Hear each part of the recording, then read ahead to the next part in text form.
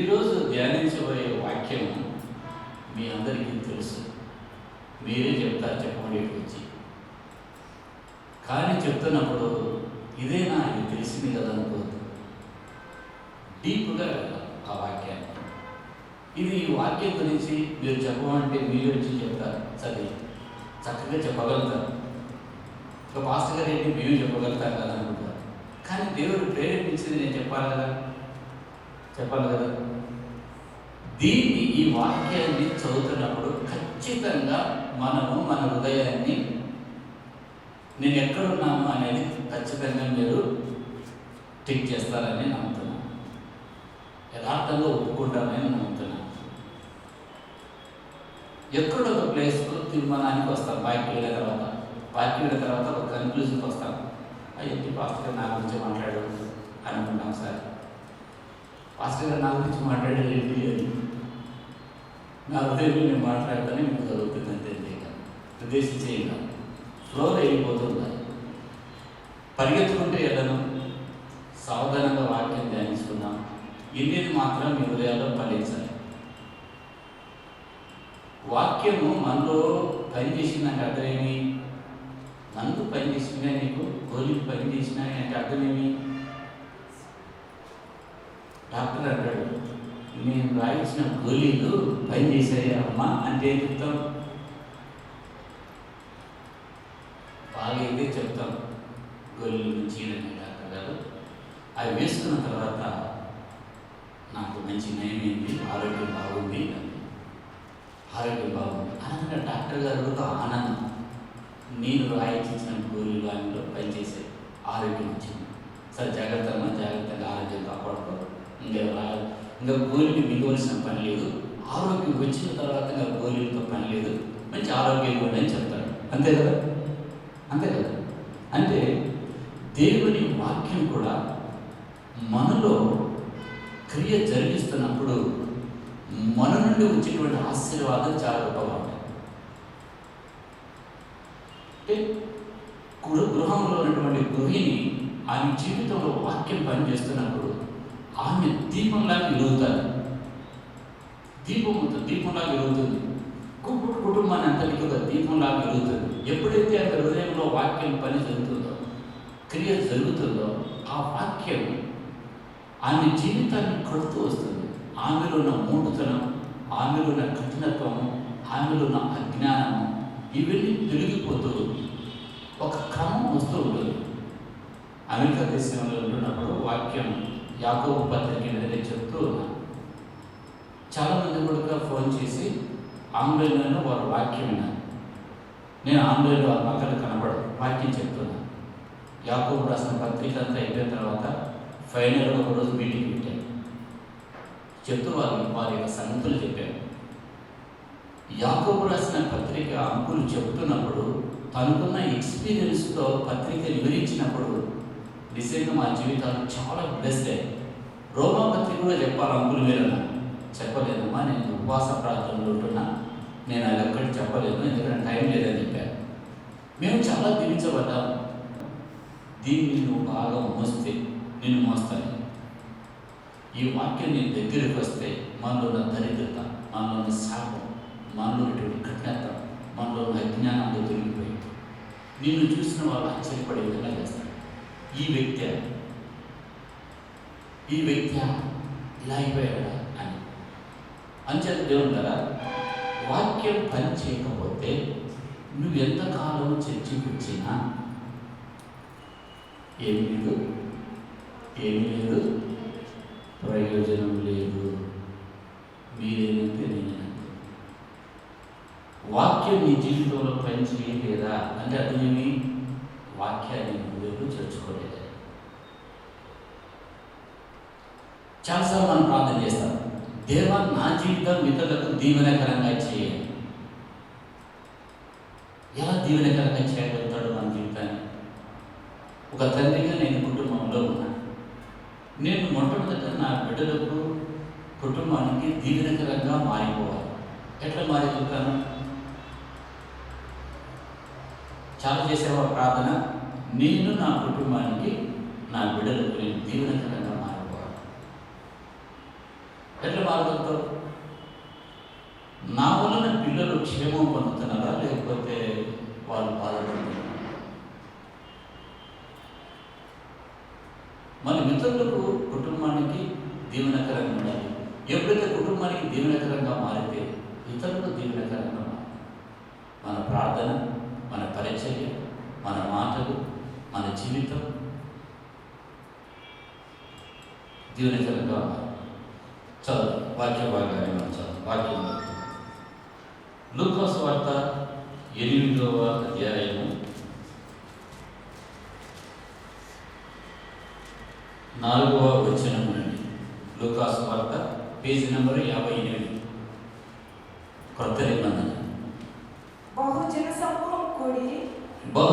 సమూహము కూడి ప్రతి పట్టణం నుండి ఆయన ఎదురుకు వచ్చుచుండగా ఆయన ఉపమాన రీతిగా ఇట్లనెను. ఇక్కడ 4వ వచనంలో మనం చూస్తున్నాం. బహుజన సమూహం, ఒక్కరిద్దరు కదా, గొప్ప జన సమూహం కూడి ఎవరి దగ్గరికి వచ్చారు? యేసయ్య దగ్గరికి వచ్చారు. యేసయ్య దగ్గరికి వచ్చినప్పుడు యేసయ్య ఏం బోధించాడు వారికి? ఉపమాన రీతిగా అని మనం చూస్తున్నాం. నా వాయిస్ క్లారిటీ కనబడుతుంది, మీకు క్లారిటీ కనబడుతుంది కదా. ఉపమాన రీతిగా అంటే ఉపమాన రీతిగా ఏంటి?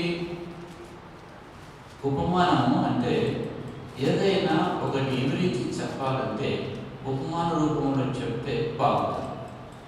ఆమె అందంగా ఉంది అని అనుకో, అందంగా ఉంది అనుకుంటా. ఆమె ముఖం అందంగా ఉంది అనుకుంటా, అందంగా ఉంది అనుకుంటా. ఆమె ముఖము చంద్రబింబం వల్లే ఉందని అనుకో.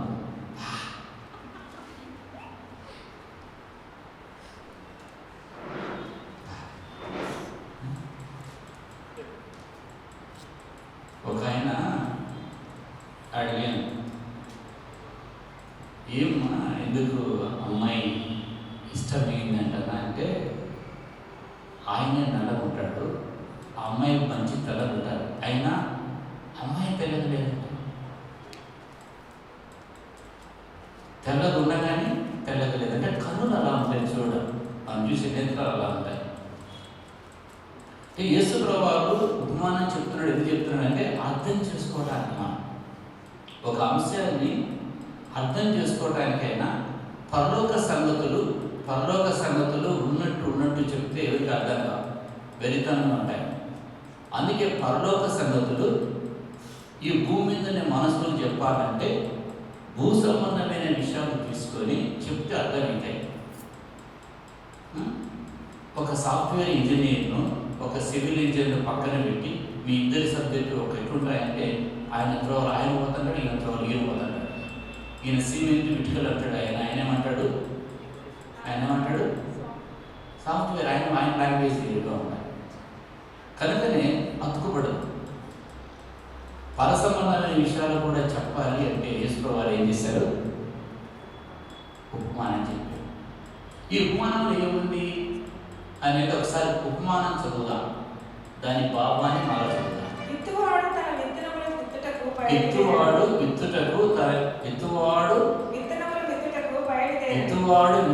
విత్తుటకు బయలుదేరు. అతను విత్తుచుండగా కొన్ని విత్తనములు త్రోవ పక్కన పడి ఆకాశ పక్షులు వాటిని మింగివేశారు. మరికొన్ని రాతి నేల పడి మొలిచి చెమ్మలేనందున ఎండిపోయారు. మరికొన్ని ముళ్ళ పొదల నడుమ పడెను. ముళ్ళ పొదలు వాటితో మొలిచిన వాటిని అణిచివేశారు. మరికొన్ని మంచి నేలగా పడెను. అవి మొలిచి నూరంతలుగా ఫలించెను. ఈ మాటలు పలుకుచు వినుటకు చెవులు గలవాడు వినుగాక అని బిగ్గరగా చెప్పాడు. ఇప్పుడు నా వైపు బైబిల్ రాదు. ఇది ఉపమానం. ఇది జాగ్రత్తగా గమనించాలి. చాలాసార్లు మనం వింటున్నాం. ఈ రాత్రి ఈ వాక్యం ధ్యానిస్తున్నప్పుడు ఇన్న వాక్యమే కదా మళ్ళీ బోధిస్తే ఎట్లా చూస్తారో అనుకున్నాం. లేదు, ఇదే వాక్యం బోధించమని చెప్పాడు దేవుడు. అప్పుడుగా నేను పాస్టర్ మీదకి వచ్చి నీకు వాక్యం దేవుడు ఇచ్చాడా అని ఇచ్చాడు అని చెప్పాను. ఏం చెప్పాలి? ఈ వాక్యం అని చెప్పలేము. ఎత్తువాడు అనగానే తన చేతులు ఏముండాలి? విత్తనాలు ఉండాలి. విత్తువాడు విత్తనాలు తీసుకున్నాడు. విత్తువాడు అనగా అతని చేతిలో విత్తనాలు ఉంటేనే విత్తువాడేదా. విత్తనాలు తీసుకున్నాడు. తీసుకెళ్తున్నప్పుడు తన ఉద్దేశం ఏమిటంటే విత్తనాలు చల్లటమే తన ఉద్దేశం, ఫలించాలని. ఆ విత్తనాలు తీసుకొని విత్తబోతున్నప్పుడు కొన్ని విత్తనాలు త్రోవ పక్కన పడ్డాయి. ఫస్ట్ వేసాయి అంటే త్రోవ పక్కన పడ్డాయి కొన్ని విత్తనాలు. పక్షులు వచ్చి వాటిని వినిపిస్తుంది. అందులో స్టెప్ అవుట్ అయిపోయింది. రెండోది ఏంటంటే కొన్ని విత్తనాలు మన్ను లేనటువంటి, చెమ్మలేనటువంటి రాతి నేల పడ్డాయి. మెరుగాయి కానీ అవి దాన సంగతి కూడా అయిపోయాయి. అవి ఫలించాయి. కొన్ని విత్తనాలు పడ్డాయి కానీ ముళ్ళ పొదలో పడ్డాయి. ఎదిగాయేమో ఎదిగాయి కానీ ముళ్ళ పొదలో దాన్ని అణిచివేయడం వల్ల ఆ విత్తనాలు కూడా ఎదిగాయి. కొన్ని విత్తనాలు మంచి నెలలో పడ్డాయి, నూరంతలుగా ఫలించాయని చెప్తున్నాడు. అంటే ఇక్కడ 4 రకాల నేలలు, 4 రకాల ఫలితాలు ఉన్నాయి. 4 రకాల నేలలు ఉన్నాయి, 4 రకాల ఫలితాలు ఉన్నాయి. అది చెప్పాడు. చెవులు గలవాడు ఎందుగాక మనలో చెవులు గలవాడు మనం వింటాడు తెలుస్తుంది. 4. ఇప్పుడు దాని భావం ఏమిటి? ఇది ఏ రూపంలో చెప్పారంటే వ్యవసాయదారుని రూపంలో, వ్యవసాయ నిత్యము అనుదిన జీవితంలో వ్యవసాయదారులు చేసే పనిని కూడా చెప్పాడు యేసుప్రభువు. వ్యవసాయదారులకి ఈ విషయం చెప్తే వాళ్ళకి బాగా అర్థమైపోతారు. పొలంలో పనిచేసుకునే వాళ్ళకి అర్థం. ఎవరు నేను అడిగాను, ఎవరో నాకు గుర్తు రావడం లేదు కానీ ఏదో అడిగాను, ఒక విషయం అడిగాను పంట గురించి. అది నాకు తెలియలేదు. పంట గురించి అడిగితే నాకు తెలియదు అన్నారు. పంట ఇలా ఉంటుంది ఎందుకు అదంటే చెప్పు. ఎందుకంటే సిటీలో పుట్టిన పిల్లలకు కొరల కంకి అలా ఉంటుందని ఏం చెప్తారు? సిటీలోనే వెళ్ళారు, కొరల కంకి ఎలా ఉంటుంది. అందుకే ఒకసారి మా పిల్లలు ఊరికి వెళ్ళినప్పుడు వరి ఇలా ఉంటుంది, జొన్న ఇలా ఉంటుంది, కంది ఇలా ఉంటుంది అని చెప్తే వాళ్ళు ఆశ్చర్యపడ్డారు. ఎందుకు? వారు పెరిగినంతా కూడా సిటీలో వెళ్ళారు. అది ఆశ్చర్య విషయం. ఇలా మనం తినే రైస్ ఇదే ఇలా ఉంటుంది, వెరీ కావచ్చు. పంట అంటే పంట గురించి తెలియనప్పుడు వాళ్ళు తెలియవచ్చు. యేసుప్రభువు ఉపమానం చెప్పిన తర్వాత చెవులు గలవాడేను గాక అన్నాడు. ఇప్పుడు ఎవరు అర్థం చేసుకోవాలి. ఇప్పుడు మనం ఎవరిని త్రోపక్కన ఉన్నామా, రాతి నెల ఉన్నామా, ముళ్ళ పొదలు ఉన్నామా, మంచి నెల ఉన్నామా అంటే మంచి నెలనా కాదే. అదే నేను ఇప్పుడు మంచి నెలకు వస్తాను. ముళ్ళ పొదలు అంటే కొంచెం అనుకోవచ్చు. ముళ్ళ పొదలు అంటే ఏదంటే నాకేం అర్థం కాదు. కొన్ని వాక్యం తెలుగు కానీ వదిలిపెడతాం. ఇప్పుడు భావాన్ని చెప్పాలి. అది ఎవరి గురించి అంటే మన గురించి. ఇప్పుడు మొదటి ఆ ఉపమానం గురించి చెప్పినప్పుడు ఎందుకు ఆ ఉపమానం చెప్పా ప్రభువా అని అంటే, ప్రభువారు అన్నారు, మీకైతే పరలోక సంగతులు అర్థమవుతాయి, వారికి అర్థం కావు, అందుకనే వాళ్ళ చెప్పానా.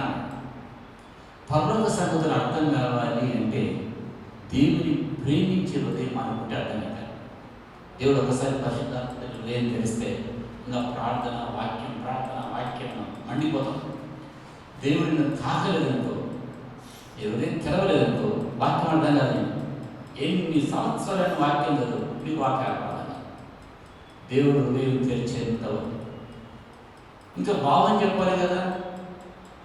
అసలు ఈరోజు మనం ఆ వాక్యం చదివిన ఎందుకు, దేని ప్రయోజనం? ఆ వాక్యం చదివామే, ఈ వాక్యం చదివాము, ధ్యానిస్తారు, ఏం ప్రయోజనం? ఏమైనా ప్రయోజనం ఉందంటారా? అది వ్యవసాయం వాళ్ళకి చెప్తే బాగుంటుంది పాస్టర్ గారు, వాళ్ళు మంచి ఇంజనీర్లు వేసుకుంటారు అని మనం చెప్పొచ్చు కదా. ఏమైనా మనకు ప్రయోజనం ఉంటుంది ఈ వాక్యం వలన? ఖచ్చితంగా ఉంటుంది. వాక్యం అనేది ఏంటంటే విత్తనం అంటే దేవుని రాజ్యం. బాగుంది చదువుదాం. ఆయన శిష్యులు ఈ ఉపమాన భావములన్నిటినీ ఆయనను అడగగా 11వ వచనం చదువుదాం. ఈ ఉపమాన భావం ఏమనగా విత్తనము దేవుని వాక్యం. విత్తనము దేవుని వాక్యము. వినండి, దేవుని వాక్యం. చెప్పండి, దేవుని వాక్యం. ఈ దేవుని వాక్యం అనేది విత్తనం. విత్తనం ఇందాక చెప్పాం కదా, విత్తనం అంటే దేవుని వాక్యం. గ్రంథంలో ఉన్నటువంటి దేవుని మాట, దేవుని వాక్యం, ద వర్డ్ ఆఫ్ గాడ్, దేవుని వాక్యం. ఆ వాక్యము వలన ప్రయోజనం ఏంటి అంటే, వాక్యం వలన ప్రయోజనం ఎంతో ఉంది. వాక్యము ఖడ్గము, వాక్యము దీపము, వాక్యము మన హృదయం నుండి పాపం చేయకుండా ఉండదు. ఇంకా వాక్యానికి ఎంతో ఉంది, దేవుని వాక్యం. కనుక ఈ దేవుని వాక్యము ఎవరి హృదయాల్లో ఫలిస్తుంది? ఎంతోమంది, కోట్ల మంది వాక్యం వింటున్నారు, సోషల్ మీడియాలో, యూట్యూబ్లలో వాక్యం వింటున్నారు, లక్షల మంది కూర్చొని వాక్యం వింటున్నారు. మరి వారి హృదయాలు ఏ నేలగా ఉన్నాయి? ఎక్కడ ఫలిస్తుంది?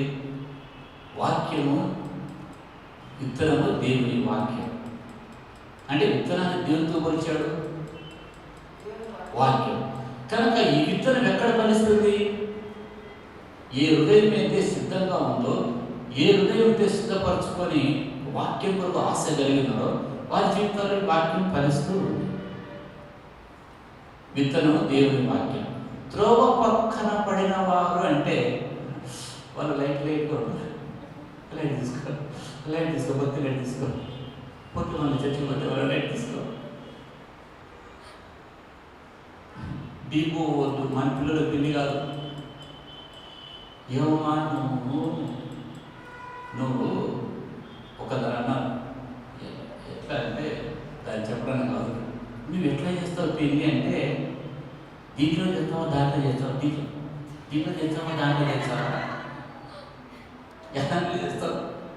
కొందరు అడుగుతాను, అమ్మో దీంట్లో చేయలేదు, దీంట్లో నేను చేయలేదు. అందుకే త్రోవ పక్కనే ఉంటాను, లోపలికి రాకుండా. ఎందుకు?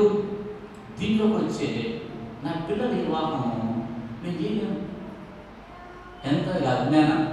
భూమి ఆకాశంలో సృష్టించినటువంటి దేవుడు, సృష్టికర్తల దేవుడు, నిన్ను నీ పిల్లలను సృష్టించిన దేవుడు వివాహం చేయలేడా? నీకు ప్రాణం పెట్టి, నీకు దీపం పెట్టిన దేవుడు నీకు వివాహం చేయి, నీ పిల్లలు వివాహం చేయలేడా? ఎంత అజ్ఞానం చూడండి. అమ్మో పిల్లలకి వివాహంగా, అమ్మో పిల్లలకి వివాహంగా, అమ్మో పిల్లలకి వివాహం కాదని ఎంత భయపడుతున్నారు?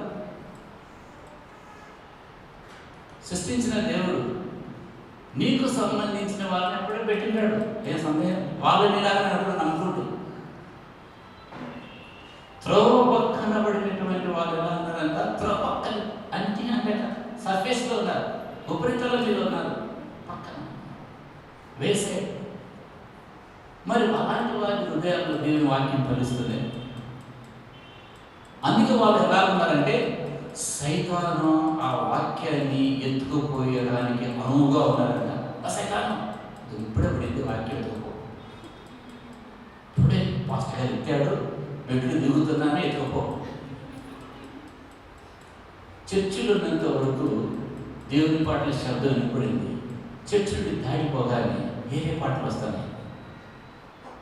ఏమైపోయింది? ట్యూనింగ్ మారిపోయింది హృదయం. చర్చిలో ఉన్నప్పుడు ఈ పాట పాడుతుంది, చర్చిలో పోగానే వేరే పాట పాడుతుంది హృదయం.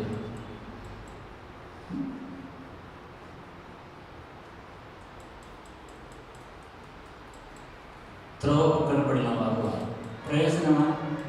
ఎవరికైనా ప్రయోజనం వస్తుందా? వాళ్ళు ఏంటి జీవితం అంతా త్రోవ పక్కన పడినది కానీ. కానీ ఎప్పుడైతే త్రోవ పక్కన పడిన వాడు అనగా వారి హృదయంలో ఇంతబడిన వాక్యాన్ని సాతానుడు వచ్చి ఎత్తుకోపోయాను. పక్షులు అంటే ఏంటి? పక్షులు కాదు, సైతానుడు అంట. అందుకు కొంతమంది భయపడి ఈ సైతాన్ని గద్దించొద్దు, సైతాను కూడా మన ఫేవర్గా ఉండాలనే వాళ్ళు ఉన్నారు కొంతమంది. సైతాన్ అంటే సైతాన్ని మనం గద్దించకుండా, సైతాన్ శోధన లేకుండా, సైతాన్ అమెరికా దేశంలో సైతాన్ని పూజించే గుంపు ఉంది. త్రోవ పక్కన పడిన వారు ఎవరంతా? వాక్యం వింటారు, వినడం మాత్రం వింటారు వాళ్ళు. ఆ వాక్యం ఎప్పుడైతే హృదయంలో ఉంటుందో సైతాడు వచ్చి వాక్యాన్ని ఎత్తుకుపోతాడంట. త్రోవ పక్కన పడిన వాళ్ళే వాక్యం పనిచేసిందా? పనిచేయలేదు. త్రోవ పక్కన ఉన్నారు, డీప్గా రాలేవాళ్ళు. చూడండి, చదవండి. వారు వినువారు కానీ నమ్మి రక్షణ పొందకుండానట్లు అపవాది వచ్చి వారి హృదయంలో నుండి వాక్యం ఎత్తుకొని పోరు.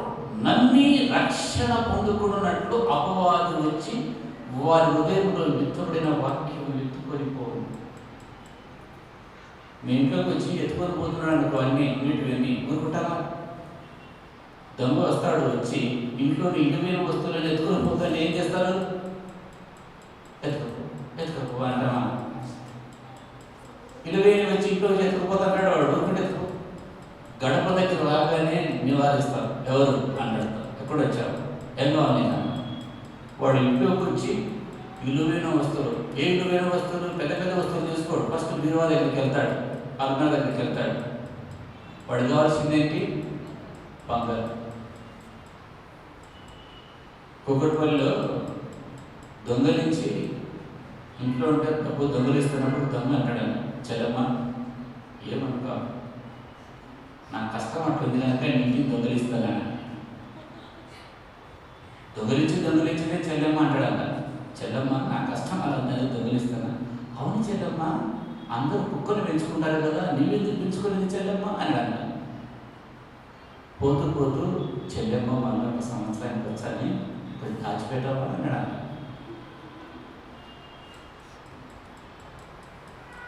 అంటే ఒక దొంగ ఎంటలై దొంగలిస్తున్నప్పుడు అనుమతిస్తున్నాడంటే అర్థం ఏంటంటే, అపవాది మన జీవితంలో వెంటలై మనకున్న సమాధానము, నెమ్మది దొంగలిస్తుంటే ఆ యొక్క ఆత్మీయ స్పృహ లేకుండా ఉంటున్నామా?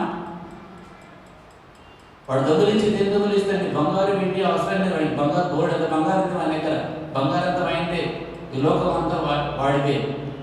వాడిని దగ్గరకు వచ్చి మీలో ఉన్న సమాధానాన్ని దొంగలిస్తాడు.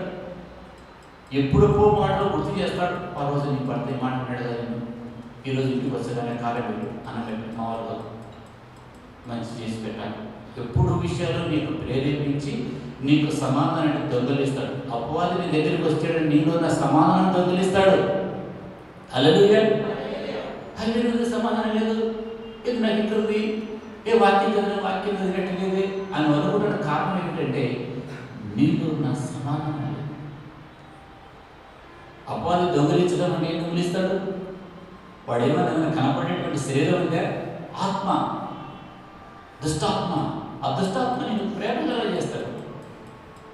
నీలో అసూయ పుట్టిస్తాడు, నీలో ప్రేమ లేని తనం పుట్టిస్తాడు, నీలో గొడవ, నీలో మస్తరము, నీలో మసిలిపోవడం. ఉదయం అంతా కొంత ఏమైందంటే చాలా గవరపడిపోతారు. ఇక్కడ గవరపడినప్పుడు పేట అంతా గవరపడతారు.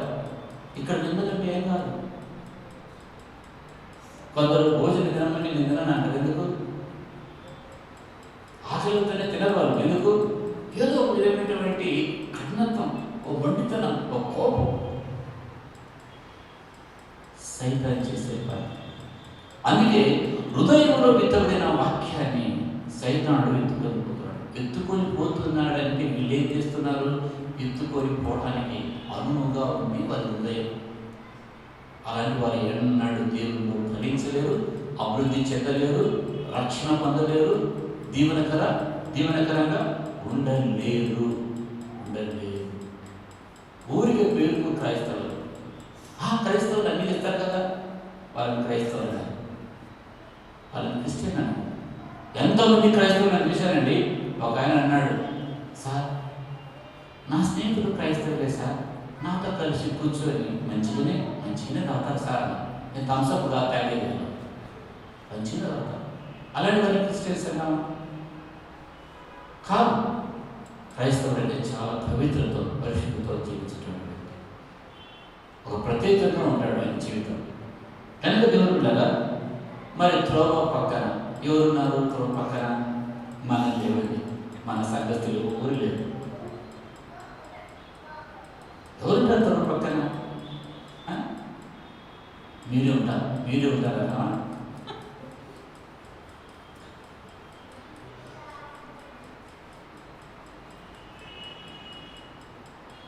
ఎట్లుంటుందంటే చెప్పకూడదు కొన్ని విషయాలు, మన ఈడు తీస్తున్నారు కదా. హల్లెలూయా. ఎక్కడ వచ్చిన బాధ అది ముందు రికార్డ్ అవుతుంటే దానికి వచ్చేది జాగ్రత్తగా బ్యాలెన్స్ చెప్పాల్సి వస్తుంది. త్రోవకున్న వారు వారే. ఏమైనా వాక్యం వచ్చింది, వాక్యం దేవుని మాట, విత్తనం దేవుని మాట, హృదయంలో దేవుని మాట ఎత్తబడింది, సైతానుడు చెత్తపోయాడు. ఏమైనా ప్రయోజనం? వాళ్ళే త్రోవ పక్కన పడిన వారు. కాళ్ళ చేత త్రక్కబడటమే అన్నాడు. త్రక్కబడటానికి, కాళ్ళ చేత త్రక్కబడటానికి పనిపించింది అక్కడ వాక్యం. ఇంకా రెండోదిగా చూస్తే రాతి నేల. రాతి నేల రెండు వారు ఎవరనగా వినప్పుడు వాక్యమును సంతోషంగా అంగీకరించేవారు కానీ వారికి వేరు లేనందున కొంచెం కాలం నమ్మి శోధన కాలం తొలగిపోవద్దు. ఇక్కడ పరిస్థితి ఏంటి? ఇక్కడ అడ్డంకి ఏంటి? విత్తనము పడింది ఎక్కడ? రాతి నేల.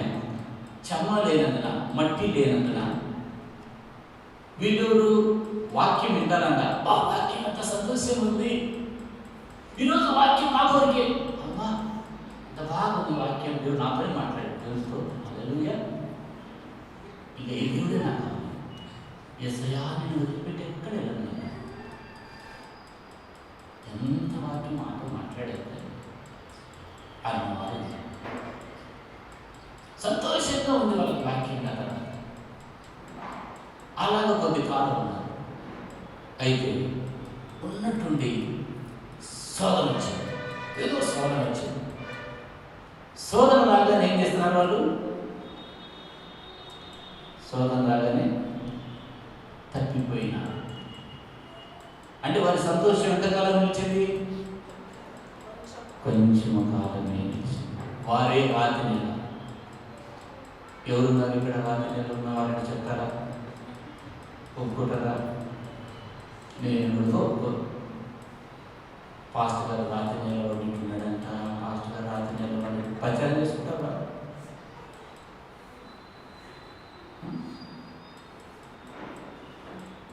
వేరు లేనందున కొంచెం కాలము, వేరు లేనందున. శివారెడ్డి విత్తనాలు చేసుకుని దాని గురించి చెప్తాడు. జీవోటి ఏదో చెప్తాడు. ఈ జీవోటి సరిగ్గా ఉందలే సార్, టెస్ట్ చేయమని sir. North India, south India తిరుగుతూ చాలా మైలు దూరం ప్రయాణం చేస్తూ విత్తనాలు సప్లై చేస్తాడు. తన యొక్క ఇంటెన్సిటీ ఏంటంటే, తన ఉద్దేశం ఏంటి? విత్తనం రైతుకి వెళ్ళిన తర్వాత ఫలించాలి, మార్కెట్లో అది విరిగిపోవాలని ఆశిస్తాడు. తను ఇచ్చిన విత్తనము ఏ నేలలో వేసినా ఫలిస్తుంటే ఆయన యొక్క మార్కెట్ ఎట్లుంటుంది? ఆయన పేరు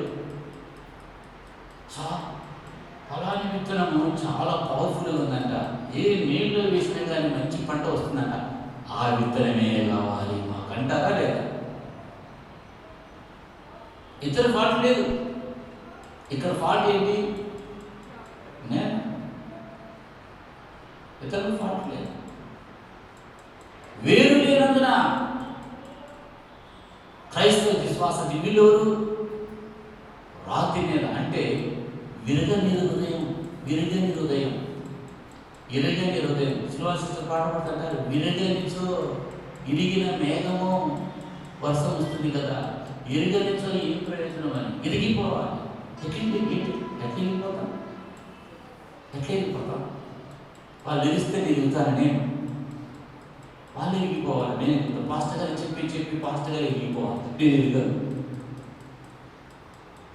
పాస్టర్ గారు వాళ్ళ తాత వచ్చినా నేను ఇరిగిపోను, నేను ఇంటి ఉంటానని వాళ్ళు ఉన్నారు. చెప్పు నీ సంవత్సరం చెప్పుకుంటాడు. నేను మాట్లాడే ఒక పాస్టర్ గారి భార్య పాస్టర్ గారిని చాలా ఇబ్బంది పెట్టేదంట, భయంకరంగా పెట్టేదంట, కాలు ఓడ్చుకునేవాడంట.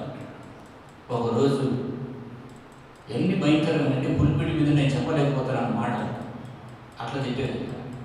ఆ పాస్టర్ గారు ఏ రోజు ఒక మాట అన్నదంట భార్యని, మోకరిల్లి ప్రార్థన చేసేవాడు. అయ్యా నా భార్యకు మారుమనసీనైనా రాత్రి రేపు తండ్రి, రాత్రి మెత్తను రేమి ప్రభా అని ప్రార్థన చేసేది. మనం కూడా అంటాం, రాతి మనసు, రాతి గుండె, మారడు, మొండోడు, కఠినస్తుడు, చెప్తే మాట అయినాడు.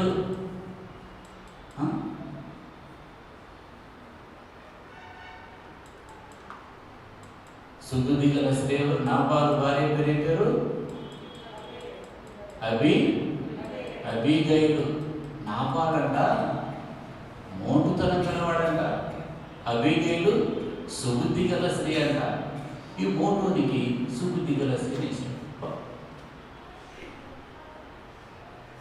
పేరుకు చెడ్డోడు, కఠినస్తుడు నాబాలు. ఏ బాలు? చాలా కఠినస్తుడు, రాతి గుండె, ఏ మాత్రమే మెత్తని గుండె కాదు. ఆ రాతి గుండె రాయి ఇరగాలి అంటే ఈ రాతి హృదయము ఇరిగిపోవాలి. ఇరిగి నలిగిన హృదయము మనలోకి రావాలి. ఇరిగి నలిగిన హృదయం మనలోకి రావాలి. హల్లెలూయా. ఎప్పుడు చాలా మెత్తనగా మారిపోతాం శ్రమలు వచ్చిన. ఇన్ని శ్రమలు వచ్చినా నాలో మోటుతనం పోలేదు, నాలో కఠినత్వం పోలేదు, నాలో ఈ రాతి గుండె ఉంది అని దుఃఖం కలిగింది. దేవా, ఈ రాతి గుండె నాలో తీసేయ్యా, ఈ రాతి గుండె నేను నాలో ఉండి నేను భరించలేనయ్యా, ఈ రాతి గుండె తీసేసి మాంసం గుండె అయ్యా, కఠినత్వం ఉందయ్యా నాలో, ఏమాత్రం క్షమించే గుణం కానీ, ప్రేమించే గుణం కానీ, ఓర్చుకునే గుణం కానీ, సహించే గుణం కానీ లేవు, చాలా భయంకరంగా ఉందయ్యా ఈ ఉదయం అని ఎప్పుడైనా పశ్చాత్తాపడ్డామా?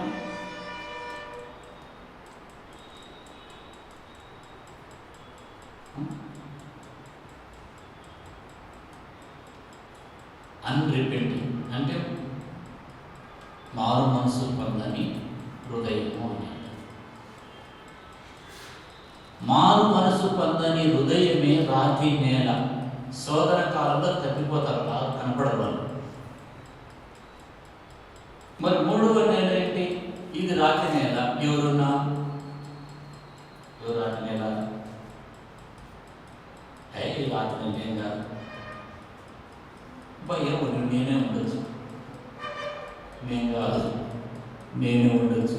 దాని దగ్గర మనం ఒప్పుకోలేము. ఎందుకు వచ్చింది? రాతి నేల కాదు, ఉత్తరపడతాం కాదు, ఇదే ఒక రకంగా ఉండాలి, ఒక రకంగా ఉండలేను అనుకుంటాం మనం. అంత కఠినంగా లేదు, అంత రాతి కూడా నాలో లేదు. ఒక రకం పర్వాలేదు, మంచిగా అమ్మో నేను మంచిగా. నేను మంచిగానే, ఎవరైనా నేను మంచిగానే ఉన్నావు, మంచివాడు అంటే మనకి ఎంత సంతోషం. నాకు కూడా సంతోషం. నన్ను పొగిడితే సంతోషం, నన్ను విమర్శిస్తే వాళ్ళతో నేను మాట్లాడాను, నేను అట్లేదు, నాకు చేయండి. మూడో నెల ముళ్ళ పొదలలో పడిన విత్తనములు పోలిన వారెవరనగా, ఇది కాలం గడిచిన కొలది ఈ జీవన సంబంధమైన విచారము చేతను ధనభోగముల చేతను అణచివేయబడిన పరిపక్వంగా ఫలింపని వారు. ముళ్ళ పొదలలో విత్తబడిన విత్తనములు పోలిన వారు ఎవరనగా, విని కాలము గడిచిన కొలది ఈ జీవన సంబంధమైన విచారముల చేత ధనభోగముల చేత అణచివేయబడి.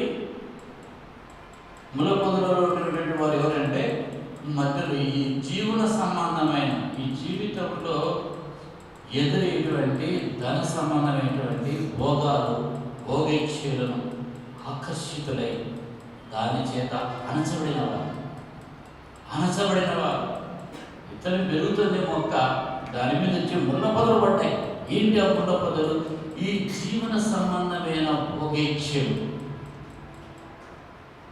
ఈ జీవన సంబంధమైన భోగేక్షలు అంటే అర్థమేమి? కనీస అవసరతలు తీర్చుకోకుండా ఒక ఋషిలాగా, సాధులాగా ఉండాలని దేవుడు చెప్పలే. అట్లా ఉండవన్నాడా? చూడు ఎంత కఠినమైన భక్తి చేసేవాడు చూడు మనం. అట్లా అయ్యాక పైన మోకరిని ప్రార్థన చేస్తే చాలు.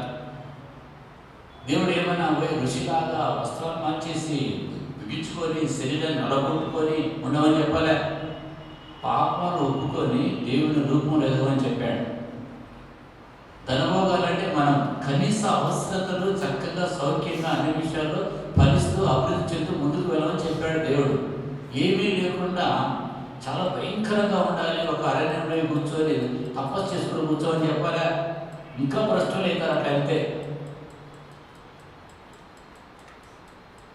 కానీ ఈ వచ్చిన వాళ్ళు మనం చేసినప్పుడు దేవుడు కదా, జీవన సంబంధం విచారముల చేత ధన భోగముల చేత అణిచివేయబడి, ధన భోగము చేత అణిచివేయబడి ఏమీ తీసుకెళ్ళాము. ఏం తీసుకెళ్తాం? ఈ లోకములోనికి మనం వచ్చాం. ఈ లోకంలోని మనం ఏమైనా తీసుకెళ్తామా? ఎవరైనా చెప్పండి, పాస్టర్ గారు నేను తీసుకుపోతాను, నేను తీసుకుపోయిన వాళ్ళు మీరు ఎవరైనా ఉన్నారా?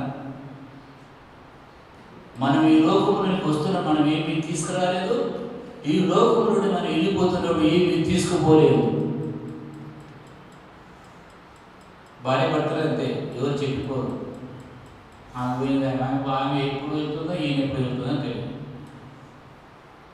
కుటుంబ భార్య భర్తలు కొద్ది కాలం కలిసి జీవనం కొనసాగిస్తారు. వారి ఆయుష్ పరిమాణం అలా ఉంటుంది. భర్త ముందైనా పోవచ్చు, భార్య ముందైనా పోవచ్చు, ఎవరైనా పోవచ్చు. పాస్టర్ గారు అభిషేకం మాట్లాడాక మాకు భయం అంటారా? అభిషేకం కాదు, సత్యం. మరణాన్ని గురించి ఎవరైనా మాట్లాడితే భయపడతారు, అభిషేకం అంటారు. అభిషేకం ఏం కాదు, సత్యము అది.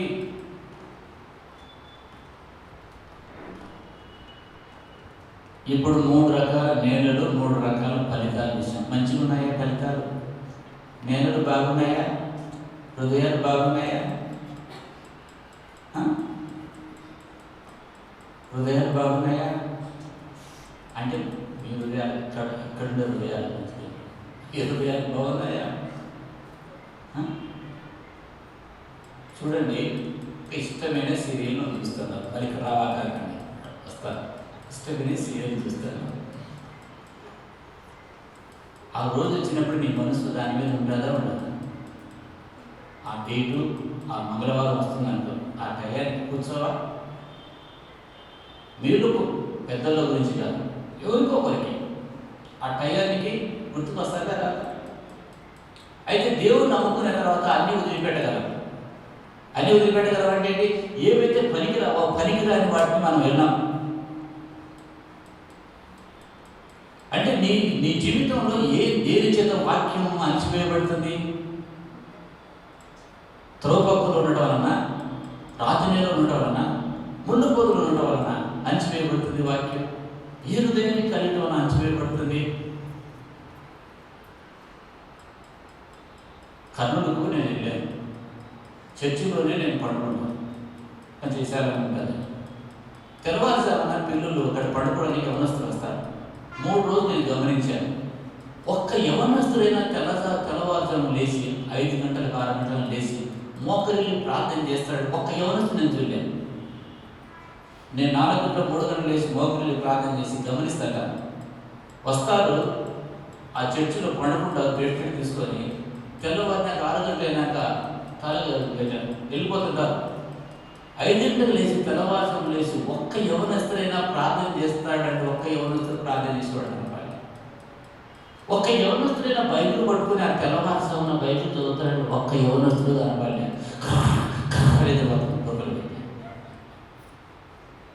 ఒక్కరున్నా మాకేం పని పాస్టర్ గారు బైబిల్ చదవడం? మా తల్లిదండ్రులు కష్టపడుతున్నారు, మాకు పెడుతున్నారు, మాకేం చదవడానికి మాకేం పని వచ్చిందేమా? నేలాగా అట్లా వయసు వస్తే అప్పుడు భక్తి పట్టుకుంటాను. ఆ టైంలో భక్తి ఇప్పుడు ఏం చేయాలి?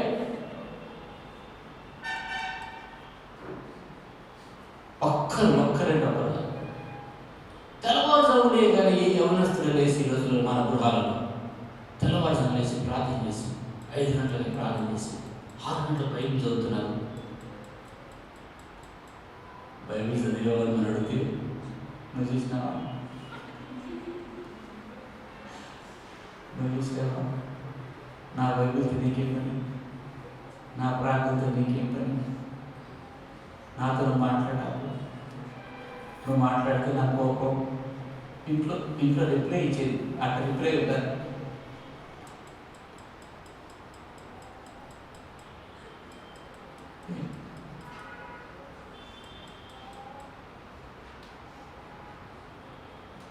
చూడండి ఇట్లా తయారైంది మన క్రిస్టియన్ ఫ్యామిలీస్. బైబిల్ చదివినాను మర్చిపోయాను అనుకోని మర్చిపోవడానికి నేను ఇదేంటి మర్చిపోవడానికి బైబిల్ చదవడానికి ఏంటి మర్చిపోవడానికి?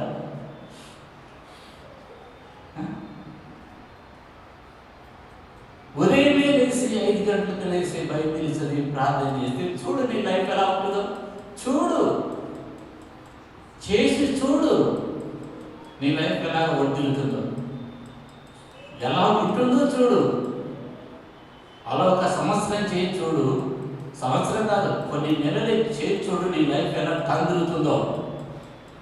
అంతకంతకు నువ్వు తేజలేకపోతే నువ్వు ఒక సాక్షిగా వెళ్తావు. బైబిల్ చదివి ఇలా దీవించబడతారు. ఒక యవనస్తుడు ఎస్ఐ సెలక్షన్కి వెళ్ళాడు. ఎస్ఐ సెలక్షన్ వెళుతూ రన్నింగ్ చేస్తూ కింద పడి కాలు కొట్టుకున్నాడు. కాలు కొట్టుకున్నాక ఏం చేసి కాలు ఇరిగిపోయింది, తీసుకొచ్చి ఇంట్లో పెట్టారు. ఇంట్లో వాళ్ళందరూ ఉన్నారు, నువ్వు దేవుడు నమ్ముకున్నావు, ఎస్ఐ సెలక్షన్కి వెళ్ళిపోయావు, కాలు ఎరిగింది, నీది అసలు లైఫ్ ఆయనే కదా చేశారు. నేను వెళ్ళాను ఒకరోజు ఆయన వస్తున్నాయి, కాలు ఇరిగిపోయిందని భయపడకు, కాలు పట్టుకుంటుంది, లేచి నడుస్తావు. దేవుడి సన్నిధిలో నువ్వు ఇప్పుడు కాలు ఎరిగినా దేవుని స్థుతిస్తుంది. నీ పట్ల దేవుని చిత్త నెరవేరుతుంది. దేవుని మాత్రం కోప్పడాలి దేవుని మీద, ఎందుకు దేవా నాకు ఇలా చేసేవాడిని. ఒక రోజు రాబోతుంది, ఆ రోజులో దేవుడిని హెచ్చిస్తాయని చెప్పాను. ప్రార్థన చేశాను.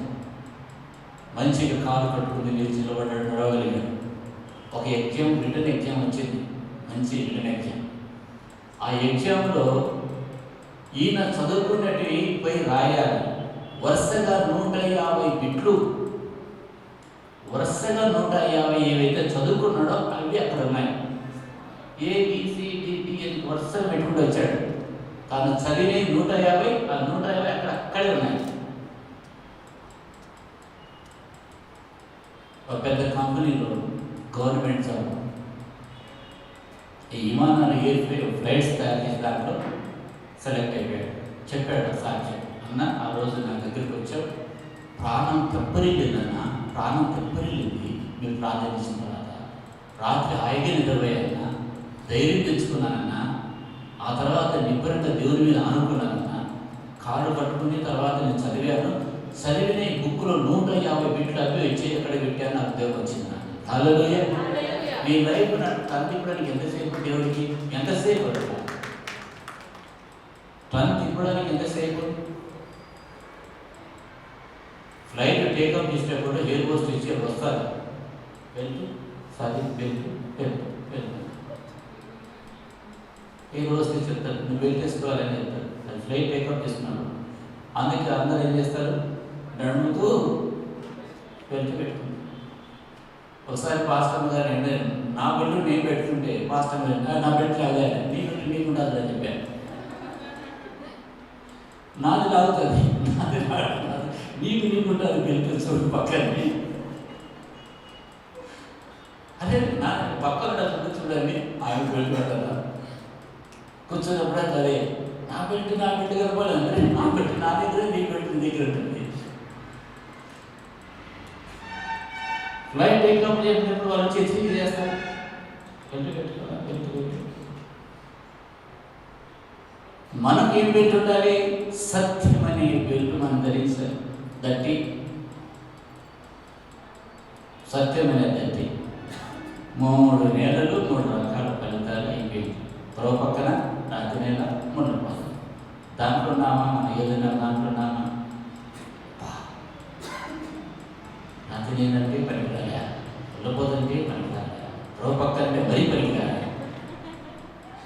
మంచి నేల, మంచి నేల ఎట్లుంటుందట చదువుదాం.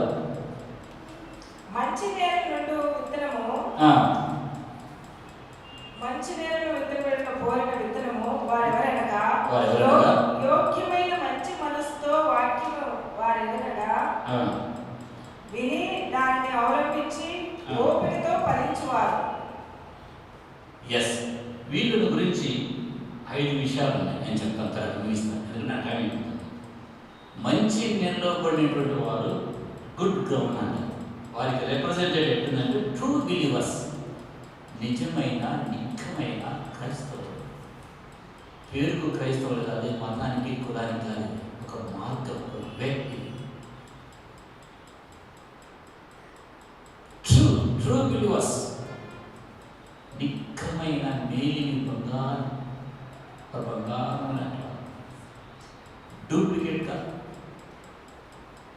No duplicate. ఒక ఆయన తన భార్య నమ్మించి పోలీసుడు నేను పోలీసుని చెప్పుకుంటున్నాడు. ఇంటికి రాగానే పోలీసు డ్రెస్ వేసుకుంటాడు. భార్య మన పాపం మన నమ్మింది, నా భర్త పోలీసు అని. పోలీసు డ్రెస్ వేసుకొని నమ్మించన్నాడు. చూస్తే నిజంగా పోలీసు కాదంట, వాడు పోలీసు ఉద్యోగం లేదంట. భార్య నమ్మి నా భర్త పోలీసు అని చెప్పుకుంటుండేదంట. కొద్ది రోజులు పోలీసు వెళ్ళి అసలైన పోలీసులు పట్టుకున్నాడు. మరి నువ్వు మాట డ్రెస్ వేసుకొని నువ్వు పోలీసు అని చేస్తున్నావు అని ఈ పోలీసులు నిజమైన పోలీసులు ఆలోచన చేసి తీసుకెళ్ళారంట. మరి ఏమైనా వార్తాపత్రికలో చదువుతుంటాం, నకిలీ డాక్టర్లు డాక్టర్ అని చెప్పుకుంటారు. సర్టిఫికేట్ వేసుకొని కొంచెం నేర్చుకుంటారు. డాక్టర్ ఎవరు గుర్తుపట్టుకుంటారు. వీడు డాక్టర్ కాదు, నకిలీ డాక్టర్ని పట్టుకొని ఏం చేస్తారు, జైలు వేస్తారు. ఈ రోజుల్లో ఏం చేస్తున్నారు, ఒరిజినల్ క్రైస్తవుల మధ్య నకిలీ క్రైస్తవులు ఒక ప్లేస్ నాటి చెప్తూ దిగుతున్నారు. పరిస్థితి ఒరిజినల్ క్రిస్టియన్స్ మధ్య నకిలీ క్రిస్టియన్స్ కూడా ఉన్నారు. ఈ నకిలీ క్రిస్టియన్స్ ఏంటంటే వీళ్ళు నకిలీ పనికిరాదు, నామక మాత్రం వస్తుంటారు. నామక మాత్రం దేవుడి కొరకు సాక్షిగా, దేవుడి కొరకు దెబ్బతిరడం కానీ, దేవుడి కొరకు అవమానపరచడం కానీ, దేవుడి పని నిమిత్తం ప్రతిష్ఠించుకోవడం కానీ వాళ్ళ వల్ల ఏమీ ప్రయోజనం ఉండదు. నకిలీ లేదా అలాంటి వాళ్ళు నకిలీ. నువ్వు బంగారు కొనడానికి పోయినావు, రోడ్డు కొట్టు ఇస్తే బంగారు బదులుగా నువ్వు నమ్ముతావా? షాప్ దగ్గర పోయి ధర్నా చేస్తారు, లేకపోతే పోలీస్ స్టేషన్ అప్పగిస్తారు. నకిలీ సేవకుల గురించి అనకూడదు, అది దేవుడు చూసుకుంటాడు. అంటే నకిలీ ఒరిజినల్ కాదు. ట్రూ బిలీవర్స్, నిజమైన భక్తి కొంచెమైనా అది మనసు యథార్థత అంతస్తులోకి మనం వెళ్ళగాలి. 10,000 మంది మన చర్చకు వస్తారనుకున్నాం. 10,000 మందిలో 9,000 మంది నకిలీ ఇత్తనాలు ఉన్నాయనుకో, ఏం చేస్తాం? నకిలీ, యథార్థత లేదు. ఇప్పుడు దేవుడి కొరకు దేవుడు నేను పిలుచుకున్నాడు. దేవుడి కొరకు ఎలా నిలబడగలవు? మీరు ఎంతమంది దెబ్బలు తిన్నారో లేనిండి అన్నాడు ఒక ఆయన, ఒక దైవజనుడు.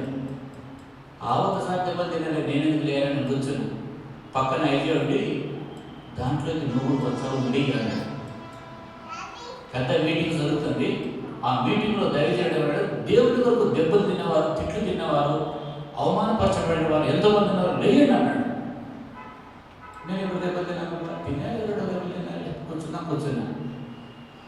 తిట్లు బాధింది దేవుని నిమిత్తం, వాళ్ళు తిట్టారు.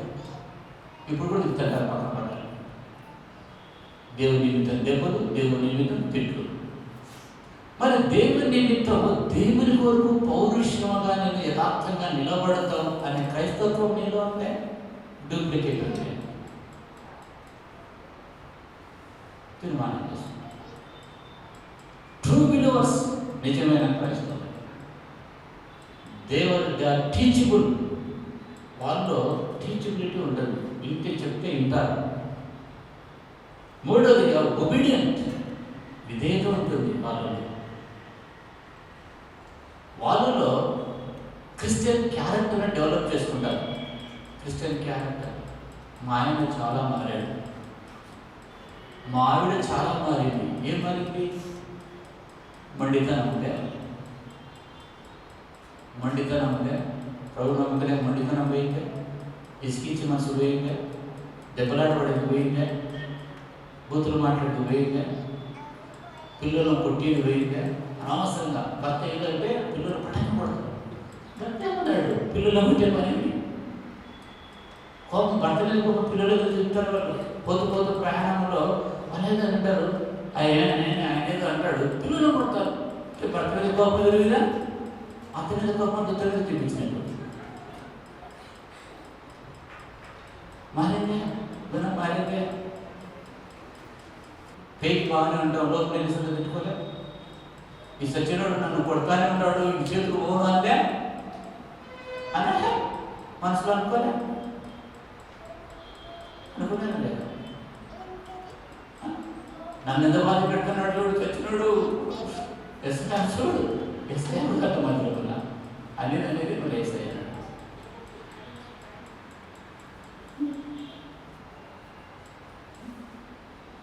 Developing true Christian character. Character ఎంత విలువ అండి. చూడు, పెళ్లి సమాధానికి వస్తే అమ్మాయి ఇంటికి వస్తారు. అమ్మాయి ఇంటికి వచ్చి ఏం చేస్తారంటే పక్కింటికి పోతారు. మాకు వచ్చిన వాళ్ళు ఆ పక్కన నడుతారు. వచ్చేసి ఇంటికి వస్తారు, మాట్లాడతారు. అమ్మాయి మంచి చూస్తారు. కొద్ది పక్కనతో మాట్లాడతారు. వాళ్ళు పక్కన ఏంటి ಎಲ್ಲಾన్ని చెడగొట్టాలని వాళ్ళ ఉద్దేశం. అవునన్నా మీరు ఎవరింటికి వచ్చారు మీరు పెళ్లి సంబంధానికి ఎవరింటికి వచ్చారు అని అడుగుతారు. వాళ్ళకి అదే పని. అదే మా వాళ్ళ ఇంటికి ఆ వెంకటనారాయణ ఉన్నాడే అచ్చివన్న, అదే ఇద్దరు కుమార్తెలు ఉన్నారే అని ఇంటికి వచ్చాడు. ఏమో ఇష్టం అంట.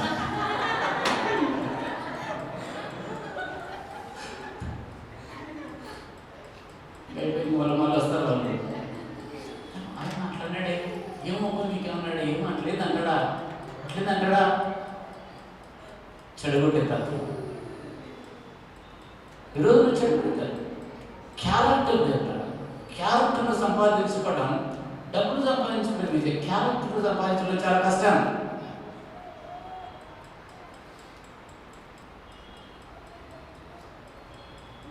అంటే మన క్యారెక్టర్ దేవునిలాగా. అందుకే గుణవతైన భార్య దొరకటం ముత్యముల కంటే వివేకము లేని సుందరసి పద్య ముగ్గుకున్న బంగారు కర్మి.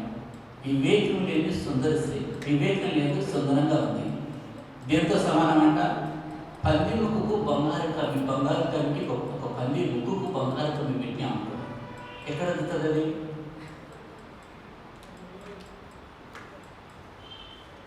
అంటే వివేకము లేని సుందరసి, వివేకం లేకపోతే, జ్ఞానం లేకపోతే అన్నం ఉండి ప్రయోజనం లేదు. పంది ముక్కుకున్న బంగారు కర్మితో సమానం. బంగారు కర్మి ఇక్కడ అదితే పంది, దానికి అది అదుతారు. పంది ఎక్కడ అదుతుంది? మంచి సుగంధ తైలం అదుతారా? దాని తైలం వేరు, పందికుంటే తైలం వేరు. అది ఎక్కడ తినప్పుడంతా బంగారు కర్మికి ఏమవుతుంది? అంటుకుంటుందా అంటుకోదా? ముక్క తినప్పుడు ముక్కుకునేటువంటిది ఆ బంగారు కర్మికి అతుకుంటుందా అతుకోదా? బురదలు అద్దినందుకు బురద అనుకుంటే లేదా? పెంటలు అద్దితే పెంట అతుకుంటుందే లేదా? వివేకం లేని సుందరసి కూడా అన్నం ఉంది కానీ వీళ్ళు అట్టు తింటారు. కానీ ఈ రోజుల్లో ఏం కోరుకుంటున్నారు? అందరినీ. అందుకే దేవుడు ప్రొడ్యూసింగ్ ట్రూ ఫ్రూట్ అంటే దేవుని కొరకు మంచి ఫలాలు పంచుతారు. మంచి నిర్వహించబడిన వారు ట్రూ క్రిస్టియన్స్, నిజమైన విలువలు, వారు టీచబిలిటీ ఉంటుంది, విధేయత ఉంటుంది, క్యారెక్టర్ డెవలప్ చేసుకుంటారు, మంచి ఫలాలు పంచుతారు. ఇప్పుడు 4 నెలల గురించి ధ్యానించే 10 నిమిషాలు ఎక్కువ తీసుకున్నాను. ఎందుకంటే మీరు అర్ధ గంట లేట్ వచ్చారు.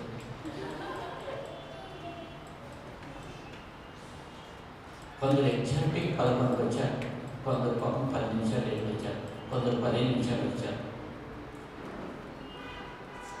ఏం టైం మనకు దూరంగా ఉన్న వాళ్ళంటే పక్కన ఎక్కడున్న వాళ్ళు ఏమంటారు? మేము 9 గంటల 15 నిమిషాలు ఇక్కడికి వచ్చేసాం. పాస్టర్ గారికి 10:30 అంటే 9 గంటల 10 నిమిషాలు పాస్టర్ గారికి ఏమి? దేవుడు కదా, టైం మనం పాటిద్దాం. హల్లెలూయా. మీరు మంచిగా మీ ప్రార్థన దేవుడు వినాలంటే టైం లేదు.